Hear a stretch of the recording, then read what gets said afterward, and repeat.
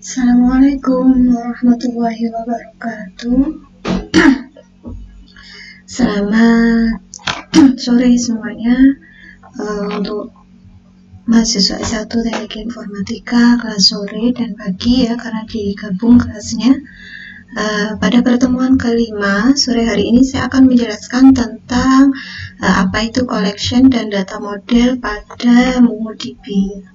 Ya, kemarin sudah dijelaskan di pertemuan sebelumnya, bedanya kalau pada relational database itu ada tabel ya, tabel-tabel. Kalau di MongoDB itu sebutannya adalah collection. Nah, apa itu collection? Collection adalah tempat menyimpan dokumen. Ya, maksimum per dokumen yang bisa disimpan adalah 16 MB.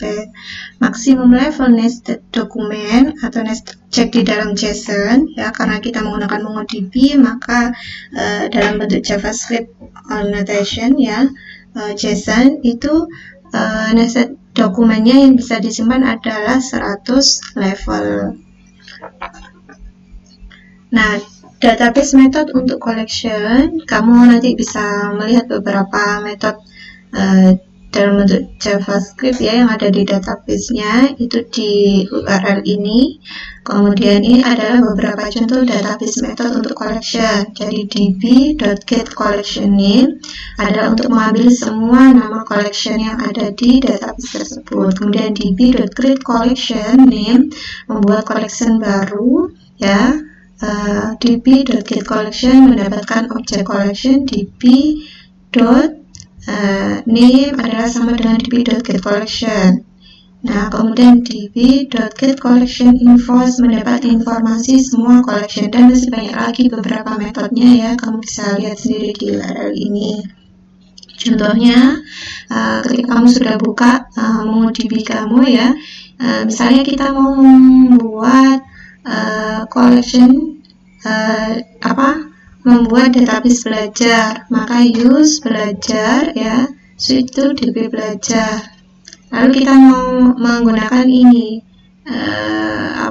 metode ini db.createCollection, misalnya kita ganti database-nya adalah contoh namanya ya. Nah, oke, ada satu, kemudian show database-nya dimunculkan. Jadi tadi kita kan buat database belajar, kemudian kita buat collection-nya, atau kalau di relational database ada tabelnya. Nah, ini collection yang pertama adalah namanya contoh. Maka ketika kita mau menampilkan, tinggal klik database-nya, kemudian ketik show databases ya, nanti sudah muncul di sini ada database belajar tadi. Nah, di database belajar ini sudah ada satu collection yaitu contoh. Kalau admin config lokal ini adalah bawaannya dari database-nya. Kemudian kalau mau menunjukkan show collection, kita mau menampilkan collection-nya, sudah ada contoh db.getCollectionName ya. Nah, di sini tadi collection-nya adalah contoh db.createCollection. Kalau kita mau membuat collection lagi, maka di sini namanya collection yang dibuat apa? Misalnya produk, maka ada satu. Nah, db.getCollectionName adalah di sini collection yang contoh, kemudian kita buat di dalamnya collection itu ada produk. Nah, itu. Nah, ini collection metodenya ya. Ada beberapa, bisa diakses di sini metode untuk collection-nya. Jadi db.collectionFind ini untuk mengambil semua dokumen, db.collectionCall ini untuk mengambil jumlah dokumen, db.collection.drop ini adalah untuk menghapus collection kita. Nah, ini contohnya. Jadi di sini misalnya db.getCollection contoh ya, tadi di dalam collection itu. Nah, terus kita mau mengambil contoh, maka belajar.contoh ini adalah contoh, itu collection yang ada di database belajar.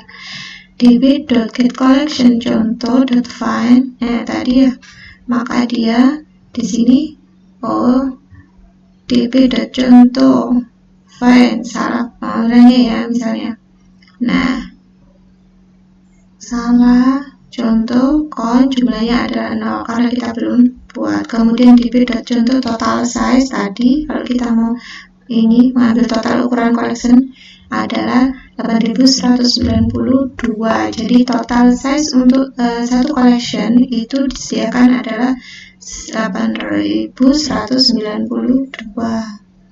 Latihannya nanti coba kamu buat di MongoDB, buat database e-commerce ya, dengan nama e-commerce databasenya, kemudian kamu buat 3 collection, ada customer, kemudian ada product, dan ada order ya. Dan di situ bisa di save atau di screenshot, ditaruh di Word ya, nanti dikirimkan ke saya mau lihat.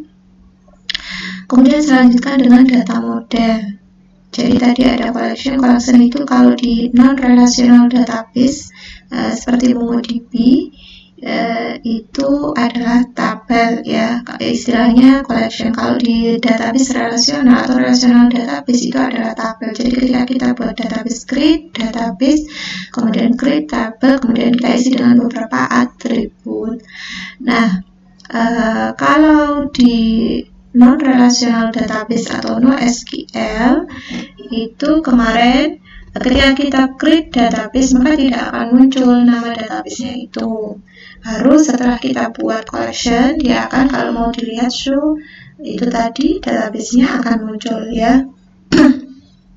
Lalu data model, apa itu data model? Kemarin kita waktu belajar mata kuliah semester sebelumnya basis data itu kan kamu sudah juga belajar ada data model.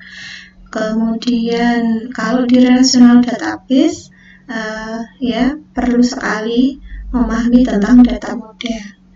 Kenapa perlu mengerti data modeling di dokumen database kalau kita belajar relational database? Jadi pindah dari relational database ke dokumen database itu sebenarnya bukanlah hal yang sederhana, hanya langsung memindahkan misalkan dari beberapa tabel yang ada di database relasional atau relational database ke collection yang ada di non-relational database. Nggak langsung dipindah. Misalnya kalau ada tabel, kalau di relational database itu kita create database e-commerce, nama databasenya. Kemudian kita buat tabel, ada tabel produk, ada tabel customer, kemudian ada tabel order misalnya. Nah, masing-masing tabel dia memiliki beberapa atribut. Lalu ketika kita mau pindahkan ke MongoDB, kita tinggal membuat dokumen database di situ, langsung kita pindah semua. Juga bukan seperti itu ya. Jadi tidak serta-merta langsung memindahkan begitu saja secara sederhana.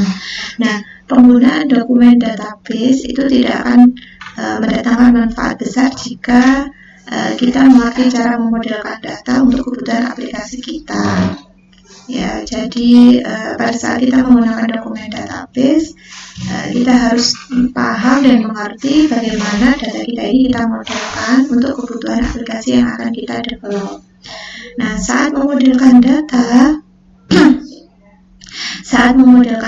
menggunakan relational database itu kan biasanya mengacu ke database normalization ya. Jadi kemarin ketika kita belajar basis data, mata kuliah basis data semester sebelumnya itu kan ada normalisasi data selain data model. Jadi sebelum kita membuat sebuah sistem atau aplikasi, pastikan data yang ada itu sudah kita normalisasikan database-nya supaya tidak ada redundan dan lain sebagainya.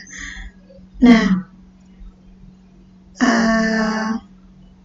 kalau di non-relational database ya tidak ada normalisasi data, tetapi kita harus benar-benar mampu memodelkan data ya, memahami dalam penggunaan query, update, dan memproses data itu modelnya seperti apa supaya tidak istilahnya ketika kita, kalau di relational database itu kan misalnya ketika kita mau menampilkan data dari beberapa tabel yang berbeda, kita harus melakukan join dan lain sebagainya. Lalu kita modelkan dulu, kita tarik relasinya. Nah, kalau di non-relational database tidak ada tidak ada join ya, nanti kita gunakan istilah embedded atau reference. Nah, sehingga kita harus tahu model data kita untuk mempermudah mengacu ke penggunaan aplikasi, terutama dalam melakukan query, update, dan memproses data. Kemudian skema yang fleksibel, jadi tidak seperti di relational database. Di MongoDB kita bisa memasukkan data ke collection itu secara langsung tanpa mendefinisikan skema collectionnya. Jadi kalau pada relational database kita buat create database e-commerce, lalu kita create tabel, misalnya tabel order, kemudian create customer tadi ya, kemudian create tabel produk. Nah, kita kan perlu mendefinisikan atribut-atribut dari beberapa tabel tadi, ada order, ada customer, kemudian ada produk. Misalnya tabel customer, kita definisikan atributnya, ada ID customer.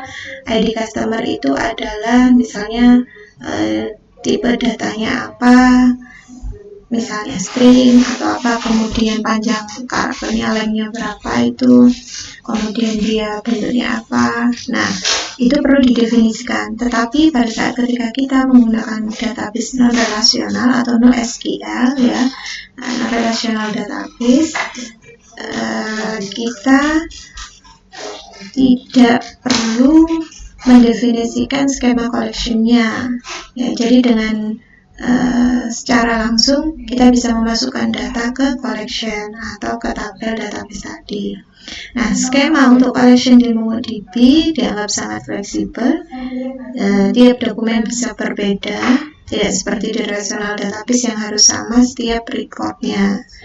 Kemudian pada prakteknya sangat direkomendasikan menggunakan jenis data yang sama untuk collection, walaupun bisa berbeda-beda di collection yang sama. Kemudian kalau di non-relational database primary key, jadi saat membuat dokumen di MongoDB, kita wajib menambahkan primary key ya, sama ketika kita di non-relational database ada dari tabel itu yang primary key. Tetapi tidak seperti di relational database ya, di mana bebas membuat kolom untuk primary key. Kalau di MongoDB, di non-relational database, primary key-nya itu wajib menggunakan field ID. Jadi primary key harus ditaruh di field ID tersendiri khusus. Kalau di relational database itu kan misalnya tadi customer, tabel customer, ada ID customer, nama customer, maka ID customer-nya ini jadi primary key. Kemudian ada tabel order, nah tadi ID order itu bisa jadi primary key ya, setiap kolomnya. Kalau di MongoDB tidak, jadi tidak bebas untuk membuat primary key di setiap kolom, karena di MongoDB primary key-nya itu hanya wajib menggunakan field and ID. Kemudian selain itu primary key tidak bisa lebih dari satu field ya, hanya bisa di field ID tadi. Jadi jika kita ingin membuat composite primary key, maka kita hanya bisa melakukan dengan menggunakan satu field ID saja. Kemudian struktur dokumen embedded, tadi saya bilang kalau di MongoDB ya, jadi ada istilah struktur dokumen embedded. Nah, di sini kamu lihat ini kan tadi ada field ID ya, kemudian objek ID, di sini ada username, kontak, kemudian di sini ada phone, email, kemudian akses level 5 ya, aksesnya level 5 group. Nah, di sini kalau dilihat tadi, kalau misalnya di relational database ini bisa jadi dari 3 tabel ya. Jadi kalau ini misalnya adalah tabel customer, ada ID customer, kemudian username, kontak, kemudian di sini adalah misalnya di tabel yang lain ya. Kemudian ini lagi, tetapi pada MongoDB tidak, kita bisa membuatnya dalam struktur dokumen embedded. Jadi di sini ID, username, kontak, kemudian di sini ini adalah embeddednya. Kita masukkan phone, email, kemudian aksinya di level 5 grup ini. Jadi ini disebut embedded subdokumen. Nah, kalau struktur dokumen reference seperti ini. Jadi ini user dokumen yang reference ya. Kalau tadi yang embedded. Jadi ID, objek, username ini ya. 123xz. Kemudian di sini ID, objek. Yang kedua, user ID-nya dia mengambil dari ini objek ID yang pertama, phone, email, datanya, kemudian ID, objek lagi, kemudian username, objek ID yang pertama, level 5 grup dev. Nah, ini reference. Nah, pada saat kapan kita menggunakan embedded dan menggunakan reference? Jadi gunakan embedded jika antar dokumen itu saling ketergantungan. Kemudian ketika tidak bisa langsung melakukan perubahan ke embedded dokumen, maka kita bisa menggunakan ini. Kemudian embedded dokumen itu selalu dibutuhkan ketika mengambil data dokumen. Lalu ketika kita menggunakan reference, jika antar dokumen bisa berdiri sendiri ya dan tidak terlalu ketergantungan satu sama lain, maka kita menggunakan reference. Kemudian bisa melakukan manipulasi data langsung terhadap reference dokumen, dan reference dokumen tidak selalu dibutuhkan saat mengambil dokumen. Tuh, nanti pertemuan berikutnya kita langsung contohkan ya yang dimaksud ini. Itu saja saya akhiri, nanti silakan kalau ada yang mau ditanyakan. Saya akhiri, Assalamualaikum warahmatullahi wabarakatuh.